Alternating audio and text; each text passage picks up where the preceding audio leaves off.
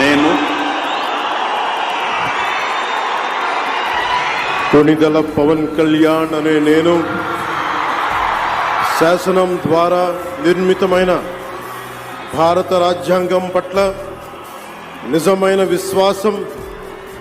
విధేయత చూపుతానని, భారతదేశ సార్వభౌమాధికారాన్ని, సమగ్రతని కాపాడుతానని ఆంధ్రప్రదేశ్ రాష్ట్ర మంత్రిగా నా కర్తవ్యాలను శ్రద్ధతో, అంతఃకరణ శుద్ధితో నిర్వహిస్తానని, భయం గాని, పక్షపాతం గాని, రాగద్వేషాలు గాని లేకుండా రాజ్యాంగాన్ని, శాసనాలని అనుసరించి ప్రజలందరికీ న్యాయం చేకూరుస్తానని దైవ సాక్షిగా ప్రమాణం